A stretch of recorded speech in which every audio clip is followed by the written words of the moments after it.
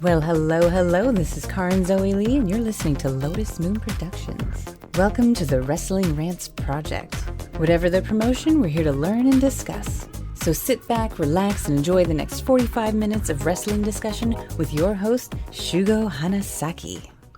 Welcome back to the Wrastlin Wrantz project. What an absolute incredible, or in the words of WWE, what a stupendous weekend of wrestling. Over the weekend, I was able to catch the Super Card of Honor over on the ROH side of things, and then I caught up with WWE SmackDown and AEW Rampage. Then on Saturday, I was graced with NXT Stand and Deliver and WrestleMania 38 Night 1. And then on Sunday night, we had Night 2 of WrestleMania 38. There were shock surprises, history was made with a unification, and lots of fun was had with a lot of great matches too. Wrestling companies, and WrestlingCon also happened this weekend too. So with so much going on, and I'm glad to set up an episode with a returning guest. Hopefully we can fit the majority of our feelings over the next 45 minutes or so with so much content over the weekend. So with no further ado, and plenty to cover on today's episode of Wrastlin Wrantz, please help me welcome Kat from Queen's TakeOver podcast. How's it going today? Hey, I'm doing good. How are you? I'm doing well. So just briefly before we came on, you went to Mania. You were part of the experience. How was that? It was fantastic. It was actually my second Mania. The first one I went to was the one in Houston back in 2009, but of course it's been a while and lots has changed since then, and it's like I'm more into like wrestling than I am now than I was back then, so it's like got to feel and kind of experience it even more. And it was I went with my nephew and my husband, and it was my husband's first one, so it was fantastic. Awesome. Okay, so I mean there's just so much to dive into. So, we're just going to focus on what we're both passionate about, because I mean Mania as a whole, I believe this year, I'll be honest, from the I've been watching the build up through the past couple of months or so, and I wasn't feeling that WrestleMania quote unquote fever this year. I just wasn't feeling it. But then about halfway, maybe about on the third match into night one, that's when I started really feeling the fever. That's when I started getting the feeling. I saw the palace they had of a stage. It looked like a Mayan castle. And it was impressive, yeah. It was quite impressive, yeah. And they went all out. I mean, they kicked off with some, I think it was the Usos and Drew McIntyre started things off. Yeah. And the Usos facing Shinsuke Nakamura and Rick Boogs, and shout out to Rick Boogs for his injury that he had too, because that might take him out for a whole year. Right. But I mean Drew McIntyre defeated Happy Corbin, obviously, but then we get into The Miz and Logan Paul defeating Rey Mysterio and Dominic Mysterio. But then, of course, Bianca Belair and Becky Lynch, and that's where I want to start right now, if that's all right with you, because that Sure. had to be one of my favorite matches of the entire weekend. And I mean, Ring of Honor put on a few good bangers too, like some really good matches. NXT had some a few good matches on their pay-per-view or premium live event. But but Bianca Belair defeated Becky Lynch to not retain, but to become the Raw Championship, and she won the SmackDown Championship last year's at WrestleMania. I didn't think she'd win it both years. I really didn't. And with everything that happened on Raw with the hair cutting, I figured Becky was going to get her comeuppance, or Bianca was going to get her comeuppance. So Right. Not only just being there in person, but watching the match, what did you think of Bianca Belair versus Becky Lynch? No, it was definitely one of the highlights of the weekend for sure. I knew those two were going to throw down once they actually had like a good chunk of time, incredible build up. Yeah. Because it's like, I know you were saying like you really didn't get the whole like WrestleMania vibe like getting into this and everything, but it's like this was like the one of the very few storylines that did have the build up, because it's like it's been brewing like unbelievably since SummerSlam. And the match itself was like off the charts. The crowd was definitely into it. Both entrances were stellar. I'm so glad Bianca brought out the TSU band. That was like fantastic for an entrance. But yeah, no, the match itself, it was just like off the charts. The action was unbelievable. And yeah, the crowd was definitely into it, and I am so glad. I saw one tweet that, and I do think they could possibly run with this, that Bianca someone said that Bianca should be giving like some kind of a winning streak, almost like The Undertaker, because this is her second WrestleMania. She's 2-0, and she's won titles on both. So it's like there's a little something you can do with that.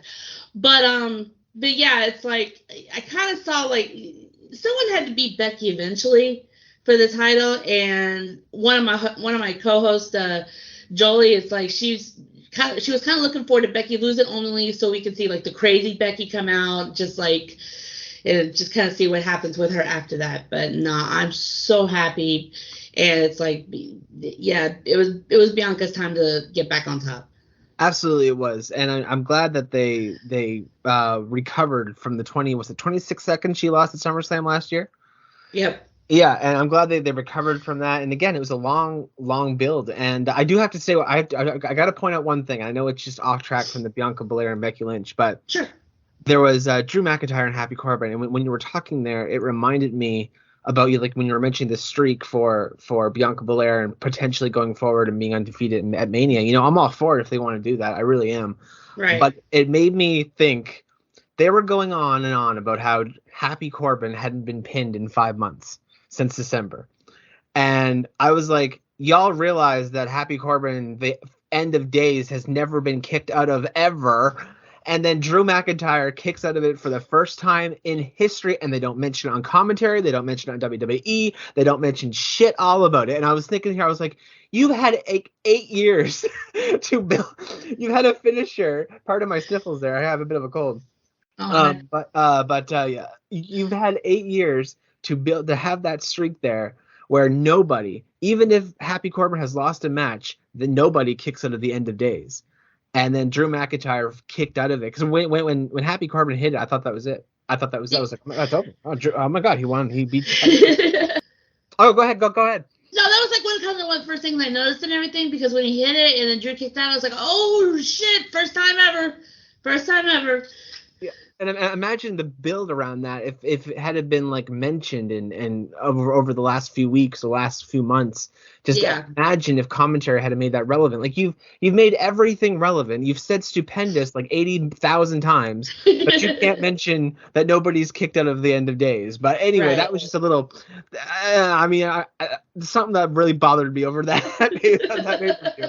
But it is what it is, and WWE chose not to execute on it. But yeah, getting back to Bianca Belair and Becky Lynch, right. They were definitely one of my all-time favorite matches over the entire weekend. Mm-hmm. I really enjoyed it. It was I think my favorite matches of just night one, and I'm just gonna shout out my favorite matches were Bianca Belair, Becky Lynch was my favorite match on night one. Okay. Then in second place, I gotta give it to Cody and Seth Rollins, because honestly, I'm gonna tell you, I was telling my friends and people that I didn't believe it. The audience, Twitter, we were speculating. All we were doing was speculating. There was nothing concrete. There was no concrete evidence. Yeah, there was a tiny little bit of hint on Raw with little catchwords and phrases being thrown out. But it just, with everything that had happened with Cody personally between him and WWE over the years, it just, and he said he'd never go back either. So all I said was, if he does show up, I hope he shows up where they've mended fences. They're all good. And things can go forward in a healthy manner, and as long as Cody's happy, that's all that matters. It doesn't matter where you go. These, like, people often forget that these people are human beings. They have lives, they have families, and yes, Cody has plenty of money, but at the end of the day, he needs to be happy. And no, for sure. Yeah. It seems with everything that came out, I watched the media call with Cody Rhodes afterwards and his backstage stuff. And it seems that he's going to be in there to help with the executive producer for his the late Dusty Rhodes for the I think it's coming out on A&E, they said, or something like that. The documentary and going forward, and and it seems like he has some sort of creative control, so he's been smart about it. I didn't think Cody's a smart guy. Now he said humbly, and I believe humbly, he said he wasn't a very good businessman, and I'm like, who you trying to kid, Cody? Who you trying to kid? Like, are you trying to say that to WWE so they think that you're dumb? Because you are not dumb. You are an incredibly smart businessman. But that's just it, though. He's playing his cards right now, and it seems like everything's all right. So as long as everything's all right, as long as he's happy, as long as everything's good, I'm all for Cody coming from AEW to WWE. I thought it was incredible. The audience lost their shit. It was amazing. Oh yeah, for real. How was it for you sitting there seeing Cody Rhodes come out? Oh no, it's like I saw like the speculation. I've seen the speculation over the weeks, the rumblings, and then I see stuff from Meltzer like saying he's not even in Dallas, but of course nobody really trusts Meltzer 100% either way. No, but that Meltzer went back and forth for like 3 months. No, but it's like, I mean, I kind of was expecting Cody, but I actually wanted it to be real for sure. And then the other side of it was, it's like, was he going to come out to Kingdom? Was he going to come out to American Nightmare? Was he going to bring the whole shtick over from AEW? And of course he did. The crowd was nuts, like you said, and it was very, very receptive and everything. And it's like, I think I've watched like the playback with commentary over like a few times already, because it was just like one of those moments. It kind of reminded me of a few years back when the Hardys returned. Yeah. Because like you weren't 100% about that, because it's like they were somewhere else the night before, and they had titles and stuff like that. But yeah, it was just one of those true WrestleMania moments that you're never ever gonna forget. And of course, I love seeing the look on Seth's face. Yeah, it was great, and it was just, it was fantastic. They put on a good, I think it was the longest match on the card. I think so, yeah. Yeah, I think 20 some minutes, maybe like early 20 minutes or something like that. And then Bianca Belair was just behind them, and then but I'm gonna imagine the energy though, being in the stadium of 77,000 people cheering their ass off, and you being part of course, it. The energy. It's I can't imagine. I've never been to a Mania. One of these days I'll get there, but I mean, feeling that energy, as I imagine, it was unbelievable. Oh, for real. It's just like, it's like when you go to the same energy when you go to like just a wrestling event in general. It's like Mania is that feeling times 100. Wow. Because it's like, yes, it's a huge crowd and everything, but it's like, it's the biggest show of the year. So it's like everyone who goes to like show out for everyone, because it's like, this is like the Super Bowl. Like you have people like come in from like all over the world. Well, I mean, I think, yeah, they were, since everything was opening up back little by little and everything. So yeah, and yes, the place wasn't completely sold out, because last time they were at AT&T Stadium, it was like over 100,000 there.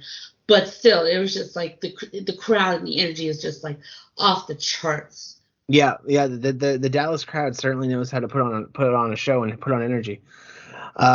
Now, when it comes to the third match of the night, and I'll get there with Charlotte Flair and Ronda Rousey. I say third because honestly, I have Cody Rhodes and Seth Rollins and Stone Cold versus Kevin Owens tied for second. I can't, because I have to because not only did Stone Cold come out, I mean, first of all, everybody was like, a talk show for the main event of Mania? Really? What's going on here? But it was going to be good to see Stone Cold. It's Stone Cold. Yeah, like Stone Cold could have came on, stunned him, drank a few beers, and left in a few minutes, and the audience would have been just as happy.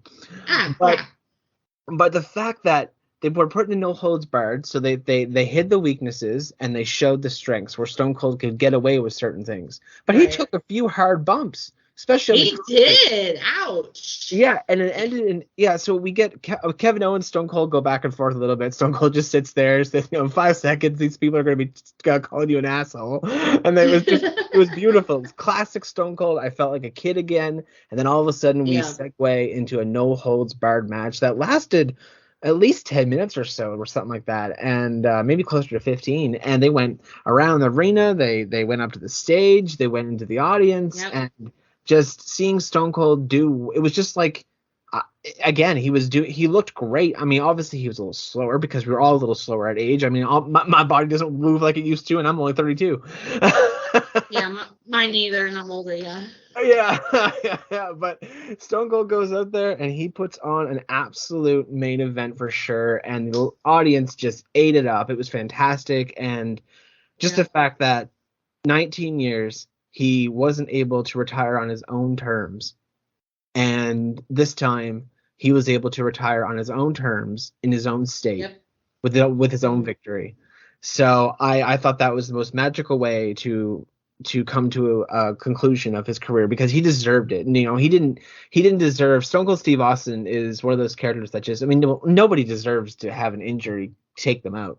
But with how much Stone Cold changed the landscape back then, of wrestling. It was a big deal, and for someone to just be forced to retire, like, back then it was Brian Danielson or Daniel Bryan, or it was Edge, or it was, Shawn Michaels almost never came back too.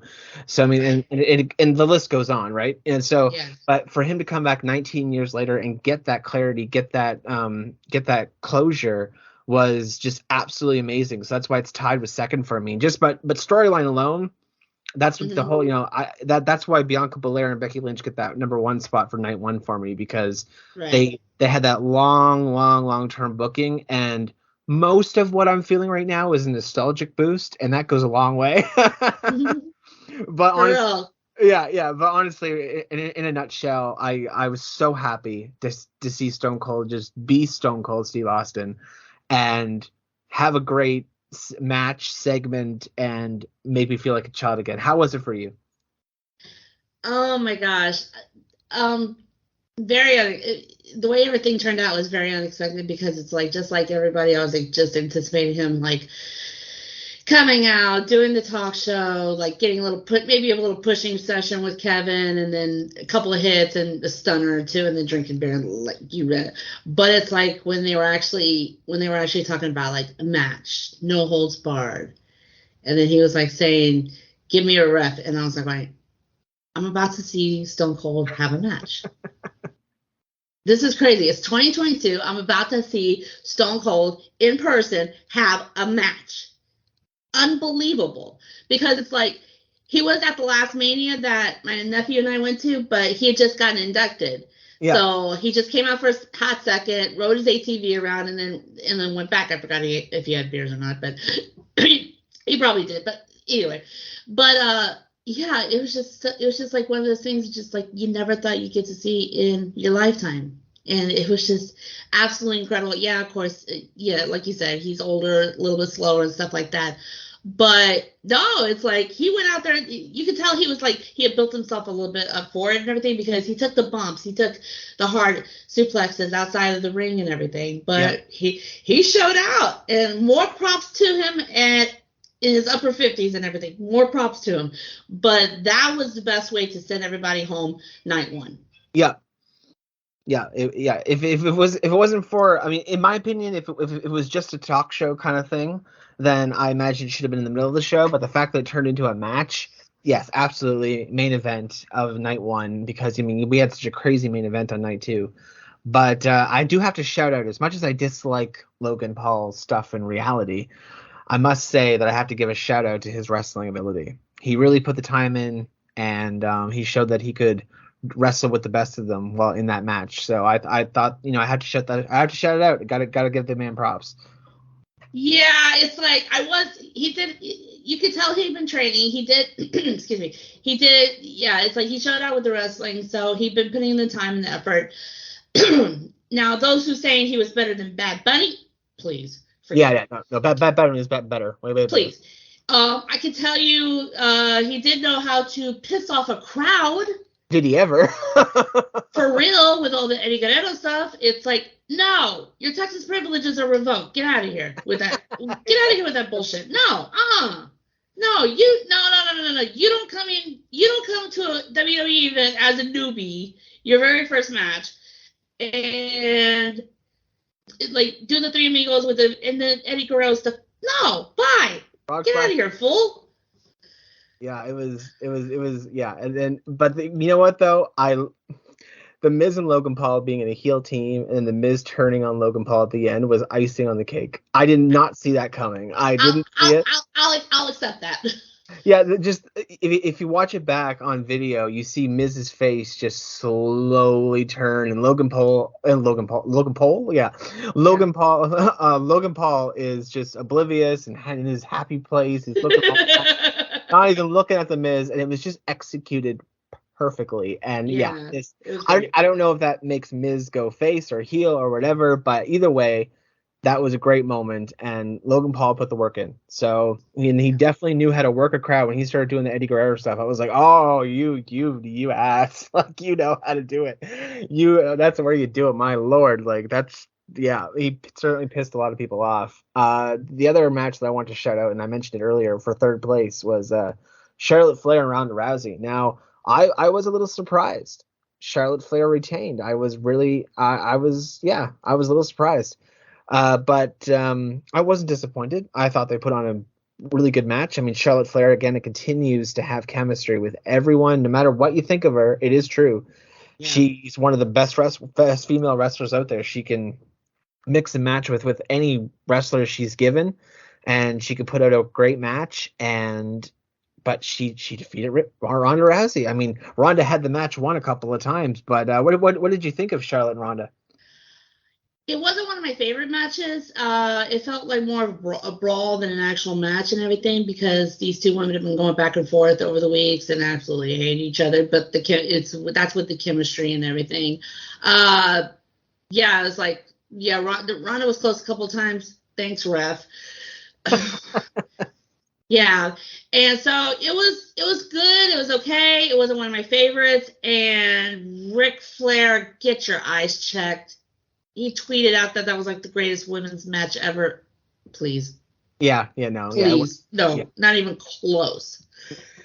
Yeah, I would agree with you, not even close. I mean, it was definitely a good match between two women, but it was not one of the best female matches of all time. No, it wasn't. But I mean, at the end of the day, everybody's perception is differently, and he just loves his baby girl. So what can I say, That's a father talking, not the actual wrestler talking. So yeah, I would imagine so. But who am I to say? I don't have children. But I imagine if my I have a cat. I have Nira. She's my beautiful daughter, and if she was able to get into a ring and do something, I'd probably say that was the best match in all of wrestling history. So what can I say? But that's how I kind of felt with Drew McIntyre's match and the Usos match. I felt they were more Raw-ish types of matches or SmackDown types of matches, like weekly matches.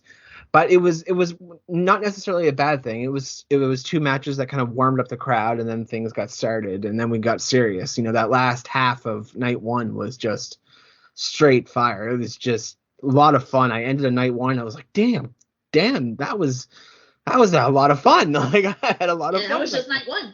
Yeah, that was just night one. I was like, it went till, I think it was a 4-hour show. Yeah. I do have, before we talk about night two, I have to shout out for both nights, because I don't know what WWE was thinking. They clearly are in bed too much with the marketing people, because my God, 4 hours of a pre-show with not a goddamn, I mean, you were there, so you just, hung out with your family and friends and whatnot, and with the crowd and stuff. But from us at home, 4 hours of a pre-show, or 2 hours each, and not a single match, just nothing but gabbing and advertising and marketing and promo videos. And I was like, are you serious? You didn't have to have 2 hours. You could have had just an hour if you're going to do that. But I will never. I said on night one, I said, if they make another 2-hour pre-show on Sunday without a single match, I will never watch another WWE pre-show again. And I mean that going forward. I mean, they don't care about them. They've admitted that in the past. They've shown us that multiple times. Yeah. So why should I care? And I got to throw it down. I got to throw it down out to WrestleMania as a whole. For one thing, about the IC Championship and the US Championship, I felt, how can you not have those on Mania? You could have thrown 4 or 5 people in there for a ladder match like they did on NXT with the North American Championship. You could have had anything, an impromptu backstage segment that led into a match, like we had that with Mr. McMahon, and we'll get to that very shortly. Mm-hmm. But I don't know, man. Just not having those championships on WrestleMania, you're only continually showing people that you don't give a flying F about both those championships, and it's sad because both championships have had a redo. They look different over the pandemic, and they're just there. Like Finn Balor's got it, and then Ricochet's got it, and I like Ricochet having it, don't get me wrong, but Ricochet bouncing around, that should have been on Mania. Like he should have just been in some sort of, I don't even care if it was a fatal 4-way or a triple threat or just something, but just to show how, I don't even know who the US Championship's on now. My goodness. Finn. Is it on Finn Balor? Yeah. Okay. Yeah. Yeah. So Finn Balor. Yeah. Finn Balor, and either way, like, I would have even accepted Finn Balor versus if they just had decided backstage, had a show of Ricochet and Finn Balor just approach each other and they go the same route as Brock Lesnar and Roman Reigns and they're like, I'm better than you. No, I'm better than you. We're going to show each other who's better and we're going to unify these titles, like the Intercontinental Championship as a whole. And Right. I don't, or pick a new name for both titles. I don't know. I just really want Finn. How can you leave Finn Balor and Ricochet off your WrestleMania card? That's all. That's the downside that I had to that. But enough of me being a negative Nancy. No, because it's like, no, actually I do agree with you and everything, because you could have easily swapped stuff around, because it's like on one night, no disrespect to Drew and everything, but the matchup sucked either way. But I mean the overall matchup shouldn't even have been on the card, but you could have had Drew and Corbin on pre-show on one, and then the other one you could have had the New Day versus Sheamus and Ridge on the other. Fit one title match on one night, one on the other. You still had a bit of a build up there with Finn and Damian Priest. I understand why they didn't do it now, and of course you can probably get into that. But yeah, you could have had a little bit of build up on that, and then of course the triple threat with Ricochet and Los Lotharios. It's like, yeah, it could have been easily swapped, but I'm not in charge. Yeah, I'm not. Yeah, but I mean, and again, you could have put one or two of these matches on the pre-show and stuck the championships on the main show. So yep. There's really no excuse, especially because the pre-shows had, again, it was 4 hours of nothing but advertising. I'm sure you could have found the time, WWE. Yeah, a little bit. Just a little bit. So moving on to WrestleMania Sunday, April 3rd. I mean, just mentioning Edge and we'll just start with Edge and AJ Styles because you mentioned Damian Priest there. Okay. It was the longest match of the entire Mania. It was almost 25 minutes long, but it was good. I thought it was a really good match. I mean, Edge and AJ Styles. You can't look at that and go, yeah, they're not. It's gonna be bad. Like, right. But how did you feel for it? How did you feel? No, it's like it was definitely worth the hype and everything and the build up and stuff. These guys had like a sour note going into it against each other. You could tell it was definitely a back and forth battle and everything. And it's like I really enjoyed it. And it's like a day or two before, like over the last couple of days, I had been seeing online that they did have something about like Edge leading like a new staple, and it looks like we're seeing the startings of that because of Damian Priest coming out like towards the end of the match and everything. So, it's like what'll happen next? Yeah, I mean, also, somehow that segues into Finn Balor too. It's Finn Balor who was on Raw and Ricochet on SmackDown, right? Yeah. They've been swapping people around so much lately. I've just been lost track of who's who. Or who's Right. But yeah, Damian Priest coming out and getting that, joining Edge and helping him defeat AJ Styles was really, I didn't expect that. I didn't expect Damian Priest to come out at Mania. I knew there were rumors about him potentially joining Edge at some point soon, but I didn't expect it at Mania. But I mean, what better place to do it? So, and definitely shout out to Triple H for starting off Mania Night 2, because it was just great to see him after everything, all the hell he's gone through and his retirement.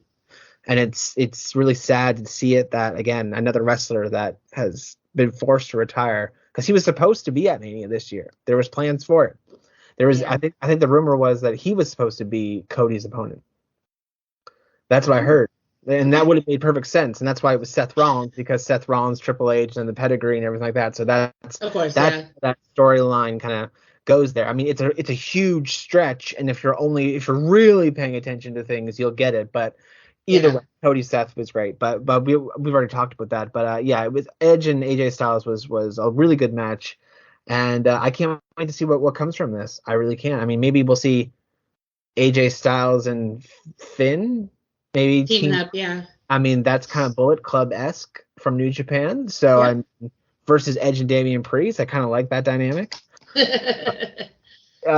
for obvious reasons. Mm-hmm. But Triple H, definitely shout out to you. I mean, and everything that you've given us over the years, because you were the most hated heel in my life when I was a child. He was champion all the time, and I was like, oh my god, Triple H, oh my god, but he was so good at what he did. Right. And even when he was heel, he was good. Like the crowd was like just the second that oh my God, I said their name last night. Oh my God, I'm not Motley Crue. Motorhead. There it is. Thanks, brain. Yeah. Yeah, when that Motorhead, like time to play the game hits or that guitar hits, it's everybody just loses their shit regardless if he's a heel or a face or whatever. Mm-hmm. But yeah, it was really nice seeing him come out and doing what he did. And then let's pick here. Let's see, night two. I mean, Bobby Lashley defeating Omos, or Omos. I would say that I was a little bit surprised because I felt that Bobby Lashley could take the loss, and we've been building Omos, but he took a loss, so it rhymes. Right.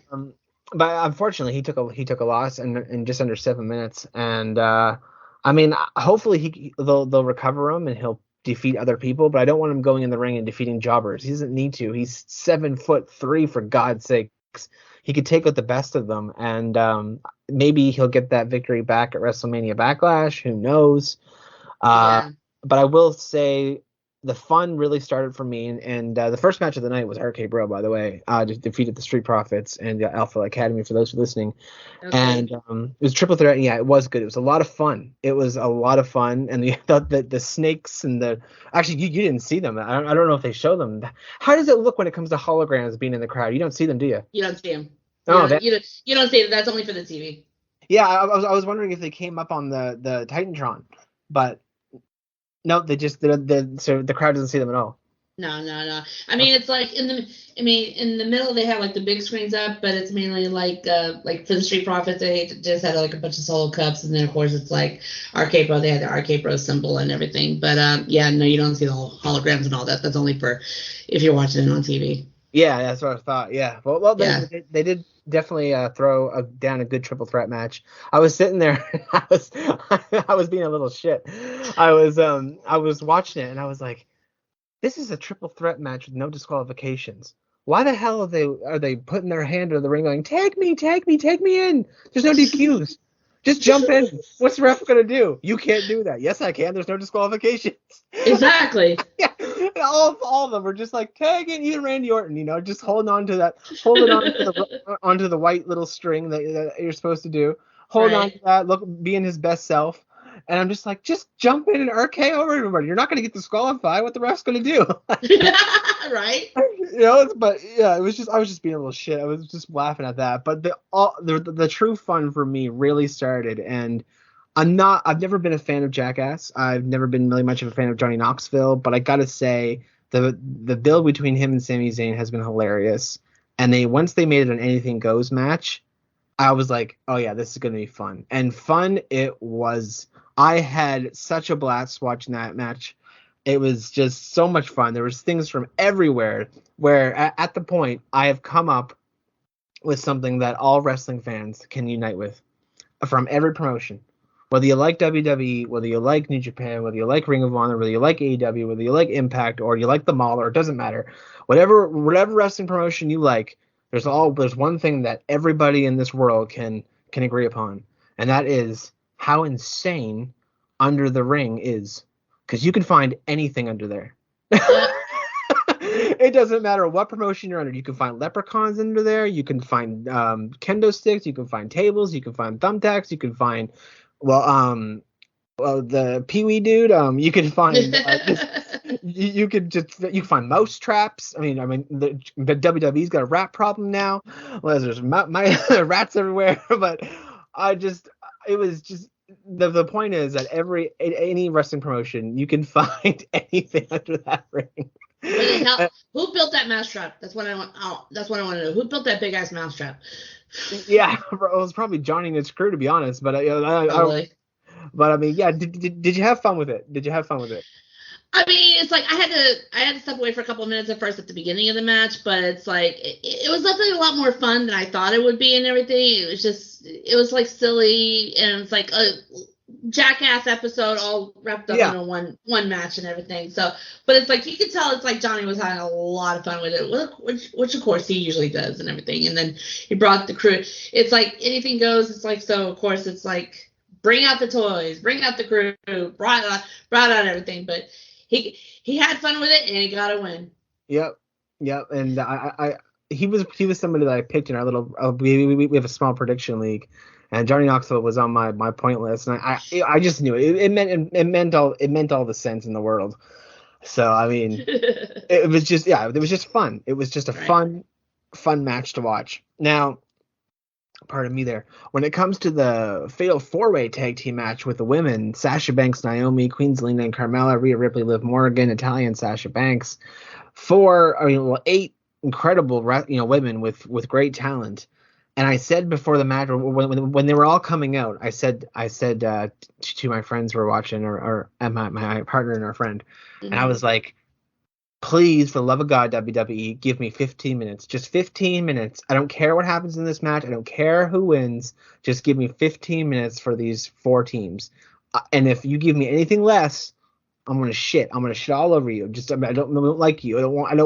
These 8 women deserve at least 15 minutes. There's 4 teams in there. Give them like 3-4 minutes apiece. Like, you know what I mean? Like, I couldn't see a reason why not to give them 15 minutes. But, and this is the big but, once the match started getting going, it went roughly 11 minutes. Sasha Banks and Naomi won. That was my pick. Sasha finally defeated her own losing streak at WrestleMania, which is congratulations, Sasha Banks. Amen. But they had under 11 minutes. They didn't reach the 15-minute mark, but you know what? I couldn't be upset at all. They really gave her in those 11 minutes. Those 8 women put on a really good show in a very short amount of time. Oh, absolutely. Yeah, and in my opinion, it was between Rhea Ripley and Liv Morgan and Sasha Banks and Naomi, because Rhea Ripley and Liv Morgan really work, I think. Oh, yeah, definitely. It's like the chemistry they've built in such a short amount of time and everything, incredible, yeah. Yeah, it's just, I look at it, I'm like, yeah, you guys worked Natalya and Shayna Baszler is just bizarre. It's Baszler. You shut off the podcast now, folks. But I do want to mention one thing about the tag team match before I ask you what you thought of it. I had an idea last night that how a lot of people say like they don't take the women's tag team championships seriously, and they really should. And because Ronda lost to Charlotte and Shayna Baszler and Natalya didn't work out getting the championships, I thought it would be incredible. And I mean this. And there's an easy way to do it. You put Shayna and Ronda, who are, who know each other very, very, very well, as the world knows, and you put them in a tag team match. They capture the WWE Women's Tag Team Championships and they hold on to them for a year. They win them at Mania, they lose them at Mania. And then all these women come together, and that's how you build your women's tag team division. Because right now we don't really have teams; we're just throwing people together for the most part. You know what I mean? Yeah. And that would be like 2 women come together and be like, "Hey, you and I can come up with a strategy, and then maybe we can beat Shayna Baszler or Ronda." And that would make them look like that would make the women's tag team championships a thing. It would give them prestige. It would give them. Everybody would like, is this the night that Ronda and Shayna's going to lose? Is this the night that Shayna's going to lose? You know what I mean? And then eventually 2 women come together and they do beat them. And then that makes the tag team championships of the women's division legit and something, because you had to go through Ronda and Shayna to get them. And I think that in itself would be a huge deal. But what do you think of that? Well, I mean, I know we brought up before on our show and everything about like how those 2 needed to team up eventually. And in my honest opinion, I want to go back a little bit and everything. They really should have stuck with the concept that they had in the beginning about having the women's tag titles go through Raw, SmackDown, and NXT. Agreed. Because it was kind of forced upon with NXT, and that kind of like limited all the tag teams and everything, because that could have helped build them up even more. But with NXT coming up with their own women's tag team titles, it's like that kind of like shut that door, and that's why it hasn't like got a lot of build up, prestige, and just almost at times like fallen by the wayside and everything. But yeah, no, it's like that idea about like having Ronda and Shayna hold on to him for a while and everything, that could definitely work. You need some kind of build and spark like that to get it going. And who knows what's going to happen with Naomi and Sasha. They may go on a tear themselves, because I even saw like a tweet that said Kaden Carter from NXT. She was like saying congrats to girls, and she was like going, can Casey me have next? Even though they're on NXT, so they already want next. So well, they send anybody down to NXT now, so I don't know. That's true. That is definitely true. I don't know what's going on with 2.0, but I will say it was a good pay-per-view or a premium live event once again. Sorry, WWE. But it was a good show during the afternoon. I quite enjoyed NXT Stand and Deliver, but with about roughly 15 minutes left, we only got we have a few matches that we can talk about. So before we dive into these last 3 matches, and I'm going to give a shout out only to it for Big E, because my heart and my soul and my love goes out to Big E with what happened to him on that episode of SmackDown in his neck. That's just, he was so close to something incredibly bad. But I mean, man, he's been very positive throughout it, and I can't imagine what he's dealing with right now. But I'm not going to give the match a moment thought, really, because it only lasted less than 2 minutes. So if WWE is going to put on a match so short like that, I'm not going to give it the time of day either. So and also they renamed Pete Dunne to Butch, so I'm just not even. He's always going to be Pete Dunne to me. I'm not calling him Butch. Me too. But let's dive into Pat McAfee and Austin Theory. Now we had an impromptu match that came out of this, but which I did not expect. I don't count it. You don't count it, of course. Yeah, it's fine. But it's just first of all, the build between Pat McAfee and Austin Theory has been great. Yes. The only time I never liked Pat McAfee when he was doing like not commentary, but like hosting kind of the pre-shows and stuff before NXT. I never could understand not get behind him, understand him. Just he bothered me in the worst ways. Just not in a good way. It was just right. I couldn't get behind him. But when he had that match against Adam Cole at the NXT TakeOver, I can't remember which one it was incredible. And at that point, once I saw what he could do in the ring, I was like, all right. He's not just talking shit. He knows how to wrestle. He knows what to do. And that was a fantastic match. So, and I knew it wasn't going to compare to Adam Cole, because no offense to Austin Theory, but you're still new to the company. You're still a bit young. Adam Cole's been around a lot longer than you. And Adam Cole is one of the best wrestlers on the planet, in my opinion. But Austin Theory has a lot of potential. But the build between these two, though, was great. I was behind Pat McAfee behind the whole way. And he did, spoiler, defeat Austin Theory. What did you think of just their match before we dive into the next one? It was incredible. It was actually, I knew it was going to be a good match and everything, because, Austin's Austin.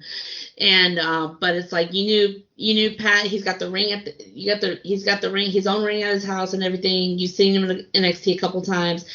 It looks like he's been improving even more and more and everything, and the crowd was behind him, unbelievably behind him from the get-go. And it was like I was extremely impressed. He's definitely improved even more. He had his WrestleMania moment, and it was his dream come true, and you could not be any happier for that guy. Yeah, if anybody's negative over that experience, just turn it off. Exactly. Bye. Just turn it off, because, I mean, you're allowed to have your opinion, but I don't know how anybody can be salty over that. Just having Pat McAfee, of all people, have that WrestleMania moment. He's given it. He has his dream come true. Mm-hmm. I mean, I can't be mad at anybody who gets their dream to come true. And it's funny, and it's funny note and everything, because it's like I actually watched a little bit of it back on Peacock and everything. Just how Michael Cole was calling the match, so behind his partner, and I could even tell whenever they were shooting over to him, he was like all standing up like Pat usually does, just getting into it and everything. So it's like he was definitely those two have built those two have built a great partnership and chemistry over the few short months that they've worked together. It's been fantastic. Yeah, I agree. It really works. It really, really works. And even at times, Michael Cole comes off like his dad. like, For real. There, Pat. Don't do it to yourself, Pat. Settle down. Yeah. It's like it kind of reminds me of the JR and King days, where it's like King would go off on something and JR would calm him down, like even though they're roughly around the same generation, it's just it always felt like JR was like King's dad, like putting King in his place. Exactly, yeah. But I get a little bit of that vibe with Michael Cole and Pat McAfee, but somehow an impromptu match happened, and never say never in WWE or in wrestling in general. But all of a sudden, we had Mr. McMahon, who took off his suit and everything and challenged Pat McAfee, beat Pat McAfee with the help of Austin Theory, of course. Mm-hmm. Yeah, of course. But, my God, what is he, 73? 76 years old. He's still looking great. Yeah. And I love how he was not selling certain things. Like, he get hit and he just kind of wipe it off. Like, I'm 76 years old, but you can't touch me. You can't do it. Like, at that point, Mr. McMahon might as well have just been Omos, when Bobby Lashley was trying to knock him down on Raw. That's what Mr. McMahon was acting like, you know what I mean? It was fantastic. But then, of course, after that happened, the glass shatters, and we have Stone Cold Steve Austin come up for a second time. Right. Crowd loses their shit. I imagine you lost your shit. And I imagine the crowd was speculating it probably around you. They're like, oh, yeah, Stone Cold's going to come out. Stone Cold's going to come out. And they finally made the Mr. McMahon Stone Cold moment happen again. Again, I was a child again. Now, of course, Mr. McMahon sold that Stone Cold Stunner like Linda McMahon did all those years ago. But you know what? Austin Theory made up for it with that stunner that he received. He boinged up like that. He boinged like something off of Looney Tunes. Yeah. He just boinged like it was great. And he came down and he had a beer with Pat McAfee, but you knew Pat McAfee was going to get stunned. You knew it was going to happen. And he had that beer. He was drinking, and all of a sudden, stunned Pat McAfee. And then there's a gif going around where Pat McAfee is laying on the floor with a beer, and he's just drinking the beer out of the cup. Yeah, because I think one got thrown out to him too, and everything. So he's just like sitting there. Yeah, and I saw some clips this morning when he was like flying back, and yeah, homeboy was hungover. Yeah, it was just a good time. It really was fantastic. Yeah. Yeah, and I mean, honestly, I would take a center from Stone Cold Steve Austin. I don't even care. I'd be like, it'd be like someone says like, all right, so your job tonight is to go in there and act like a loon, and eventually Stone Cold's gonna come down and stun you. All right, cool.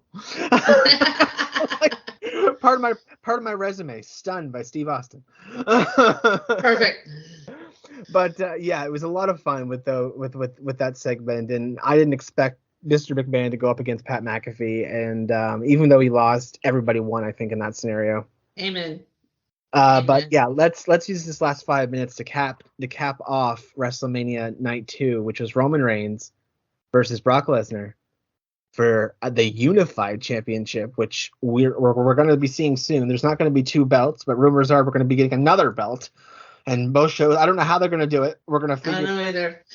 Are they going away with the brand split? Are they keeping it? Are they going to have the champion go back and forth between the shows like the Women's Tag Team Championships? I don't know, but we're going to find out.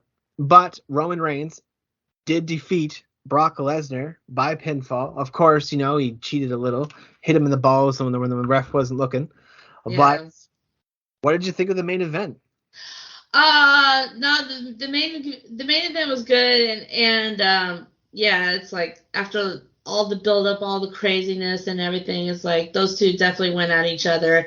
I wish it would have lasted a little bit longer, but I can understand why, because I think Roman had hurt his shoulder from what I read or something like that, so they had to cut it. I think they maybe had to cut it a little bit. His shoulder was weird, eh? Yeah, and I think like at the end he like pulled on the ring and like popped it back in. I don't know what's going on with it, but I think that's why they maybe had to cut it a little bit. No, but yeah, I mean in the end it's like he found a way to win. I thought Brock was gonna pull it off, but I was wrong. And I'm gonna hear it whenever we do our recaps. I'm gonna hear it because I'm the only one. I'm the only one out of the three of us that said Brock was gonna win. So 4 of us now, because I also thought Roman Reigns was gonna win. all right. Well, I said to myself looking at the match, I was like, if I were booking this match, like if I was a creator, I would book Roman Reigns to win, and only because Brock Lesnar doesn't do matches on Raw and SmackDown. And I want a champion that's going to be there on SmackDown or on Raw or on NXT or whatever, who's going to show up, get into matches at least every 2 to 3 weeks. It doesn't have to be weekly, but your champion's got to be on Raw and SmackDown just in matches.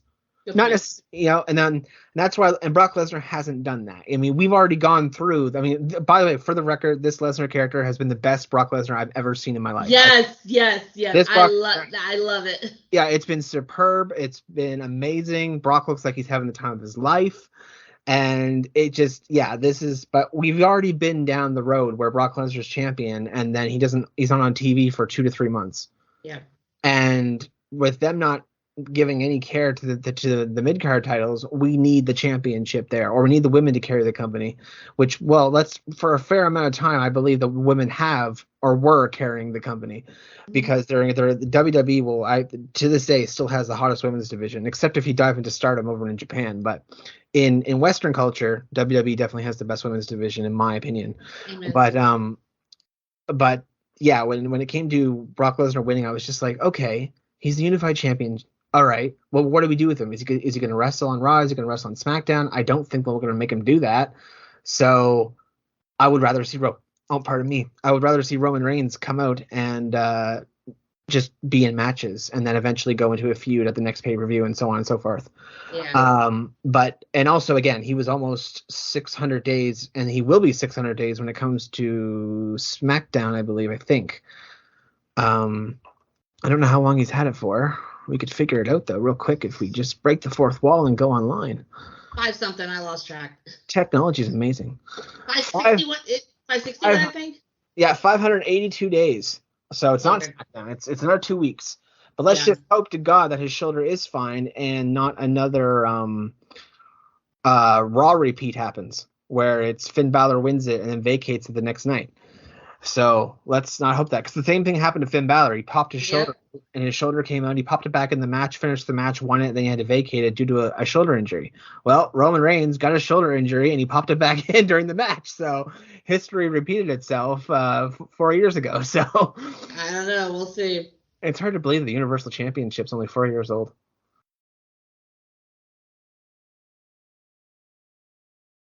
Yeah, okay. Yeah, 2016, now 2022, sorry. Okay, yeah.